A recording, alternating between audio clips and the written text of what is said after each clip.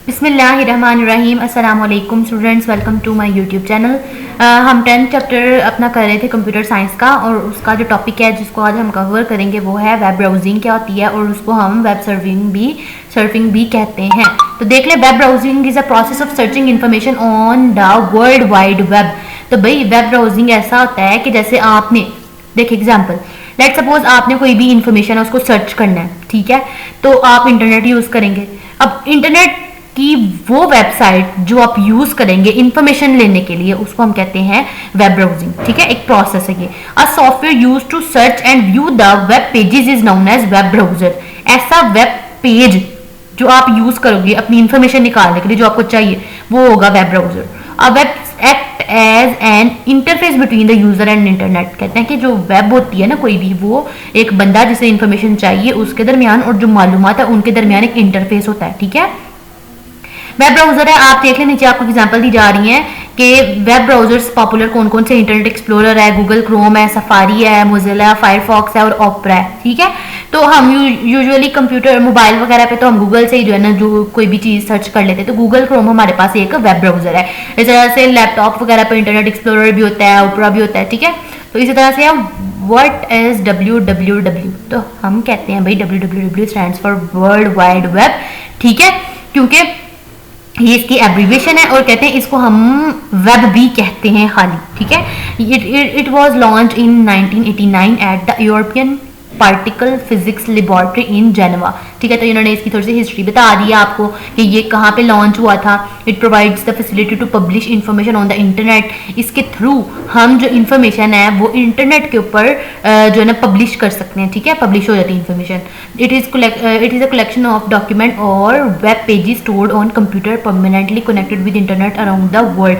तो भाई ये क्या करते हैं, वैसे ये जो वेब्स होती हैं बेसिकली इनके ऊपर हम इंफॉर्मेशन पड़ी होती है, तो ये जो है ना सर्च करके हमें कंप्यूटर से इंफॉर्मेशन जो हमें रिक्वायर्ड होती है वही वाली इंफॉर्मेशन हमें प्रोवाइड कर देते हैं, ठीक है। उसके बाद वेब पेज की डेफिनेशन आ जाती है। Web page is a document that is written in HTML। तो भाई कहते हैं कि वेब पेज हमारे पास जो ओपन होते हैं ना पेजेस, ये डॉक्यूमेंट्स होते हैं, और ये किसके ऊपर बनाए जाते हैं, ये HTML के ऊपर बनाए जाते हैं, ठीक है।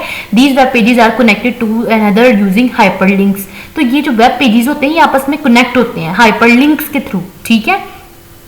तो कहते हैं www uses hyper text transfer protocol, ठीक है। HTTP जो है ना वो लिंक यूज करते हैं ये वेब पेजेस से इंफॉर्मेशन लेने के लिए, ठीक है। Web pages are also known as hyper text documents. तो ये जो वेब पेजेस होते हैं इनको हम हाइपर टेक्स्ट डॉक्यूमेंट भी कहते हैं। ये आपकी मोटी मोटी इन्फॉर्मेशन थी। फिर आ जाएं आप वेबसाइट क्या होती है, collection of related web pages is called website. तो ऐसी कलेक्शन कहते हैं कि आपके पास रिलेटेड पेजेस आ रहे हैं, आप ओपन करते जा रहे हो, आपके पास सेम किस्म की इन्फॉर्मेशन आती जा रही है, तो वो बेसिकली वेबसाइट्स होती हैं, ठीक है।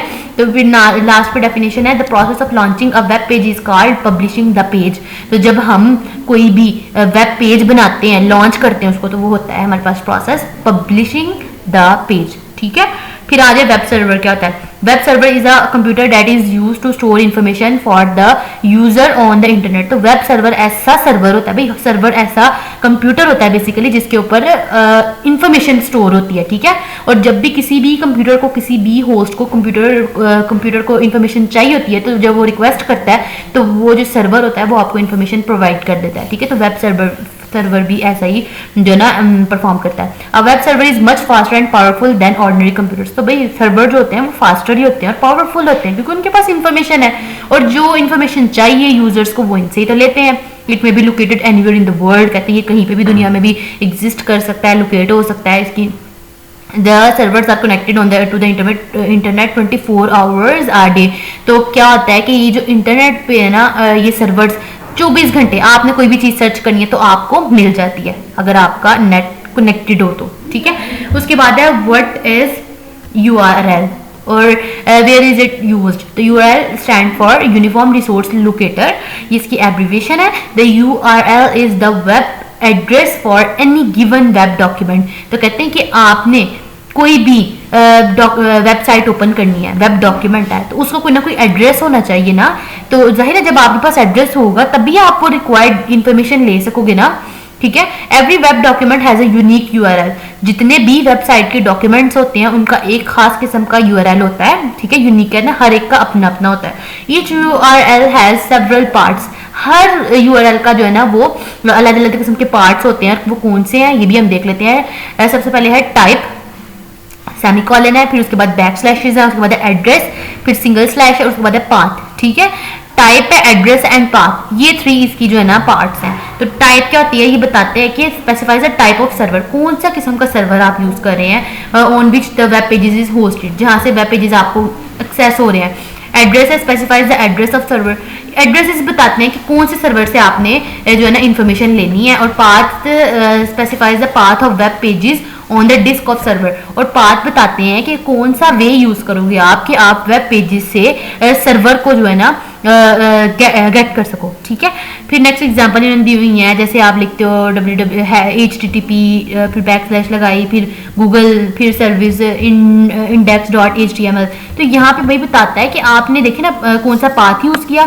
पहले आपने बताई टाइप, ठीक है, उसके बाद आपने बताया एड्रेस, और उसके बाद आपने बताना है पाथ कि वो कहाँ से ली जा रही है इन्फॉर्मेशन। ठीक है, ये इन्होंने एग्जांपल दी हुई है, आपने इसको देख लेना। फिर नेक्स्ट आ जाता है what is email, how does it works, describe its email attachments क्या होती हैं। तो भाई email stands for electronic mails होती हैं। तो ये आपके पास जैसे आप अपनी जीमेल बनाते हो, ईमेल बनाते हो, ये सारी चीज़ें आपकी जो है ना यूज क्यों होती है, एक्सचेंज करने के लिए मैसेजेस को। ठीक है, तो email is the exchange of messages and files through internet, internet के थ्रू हम आपस में फाइल्स वगैरह शेयर करते हैं और मैसेजेस एक्सचेंज कर सकते हैं ईमेल्स के थ्रू। ठीक है, email can be in the form of graphics, email हो सकता है कोई ना कोई वो ग्राफिक हो। ग्राफिक्स वैल्यूज कौन सी होती हैं, ग्राफिक जैसे आपके पास कोई पिक्चर हो गई, इसी तरह से ठीक है वीडियोज वगैरह, sounds, clips and simple text वगैरह हो सकते हैं। ठीक है, it is a fast way of sending messages anywhere in the world in a very short time, बहुत शॉर्ट टाइम लगता है और आप जो है ना मैसेजेस वगैरह को आपस में ईमेल के थ्रू आपस में चैट कर सकते हो, आपस में इंफॉर्मेशन इंपॉर्टेंट शेयर कर सकते हो। ठीक है, इन्होंने बताई भी हुई है कि कौन सी पॉपुलर ईमेल्स जो यूज हो रही हैं, याहू है, हॉटमेल है, जीमेल वगैरह। ठीक है, फिर वर्किंग क्या ईमेल की, email is an email program is use to create send and receive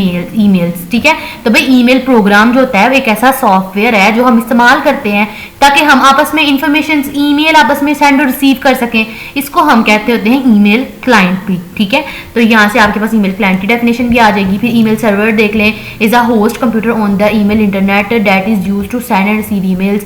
अच्छा, जब आपने ईमेल बना लिया है, जब आपने ईमेल लिख लिया है, तो आप उसको सेंड किसके थ्रू करोगे, वो ईमेल सर्वर होगा जो आपकी जो ईमेल है उसको सेंड भी करेगा और उसको रिसीव भी कर देगा। ठीक है, ईमेल अटैचमेंट्स कौन सी होती हैं, email message can be contain attachments. तो भैया आप जब भी ईमेल भेजोगे उसके साथ कुछ अटैचमेंट्स होती हैं। Attachment is a process of sending connecting files with email. तो भाई आपने कोई फाइल वगैरह भेजनी है ना, तो आपने मैसेज लिखा, ठीक है, टाइप किया, उसके साथ कोई ना कोई आपने ईमेल अटैच कर दिया, कोई ना कोई फाइल, तो जो वो आपने फाइल की अटैच की है ना उसको हम कहते होते हैं अटैचमेंट। ठीक है, उसके बाद आ जाता है MIME is an internet protocol that supports email attachment. तो ये भाई इन्होंने एक आपको MCQs भी दे दिया, इसको आपने देख लेना है। और it stands for multiple, MIM क्या है भाई, मल्टीपर्पज इंटरनेट मेल एक्सटेंशन। ठीक है, उसके अलावा और कुछ भी नहीं है इसमें।